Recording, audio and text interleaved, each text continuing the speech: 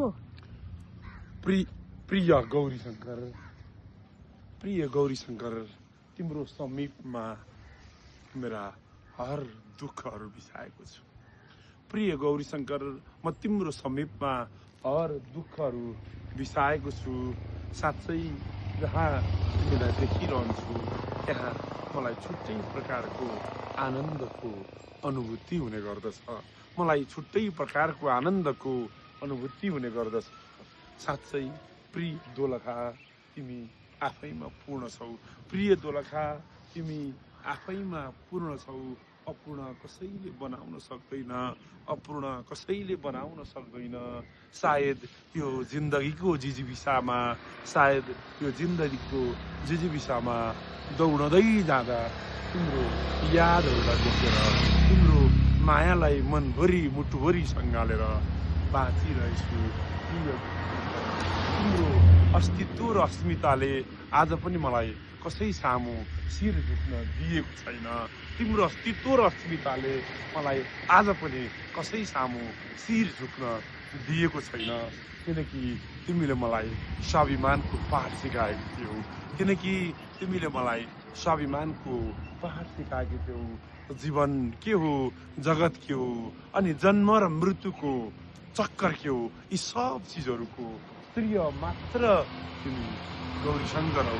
मात्र मेरो गौरी शंकर हौ।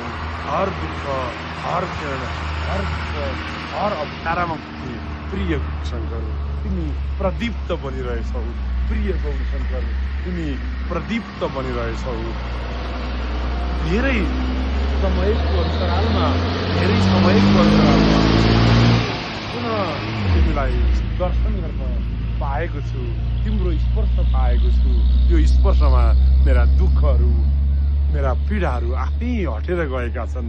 जब म पीडाको भुमरीमा बाँचिरहेको हुन्छु, जब म जीवनका अप्ठ्यारासँग लडिरहेको हुन्छु, जब म सहरिया परिवेशभित्रका कुण्ठाहरूले मलाई दुःख दिइरहेका हुन्छन्, त्यही बेलामा म तिमीलाई सम्झिन्छु।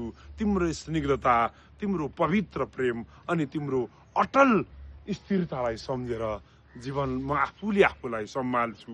किनकि तिम्रो सायुज्यताले, तिम्रो सामिप्यताले मात्र म बन्न सकेको हुँ। त्यसैले सदा सर्वदा मेरो मनमा, मेरो मुटुमा, मेरो मस्तिष्कमा विराजमान छौ मेरो प्रिय गौरी शंकर। साँच्चै प्राकृतिक हरबराले यति धेरै सुन्दर, यति धेरै स्निग्ध, यति धेरै पवित्र छौ। मेरो चरीकोट, मेरो दोलखा अनि मेरो जन्मभूमि अनि मेरो जीवनका हर अध्यायहरूको मात्र केवल गुरु मेरो प्यारो गौरी शंकर। नमस्ते, जीवन दर्शन टु युट्युब च्यानलमा यहाँलाई हार्दिक स्वागत गर्दछौँ।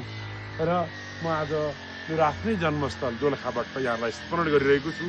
गौरी शंकर जस्तै अटल विश्वास र सद्भावका साथ हामीले हाम्रो जीवनलाई निरन्तर रूपमा अगाडि बढाउने सत्प्रेरणा मिलिरहोस् भन्ने शुभाव व्यक्त गर्दै यो छोटो भिडियो क्लिपमा बिदा मागे। जय श्री राधे, जय श्री गौरी शंकर।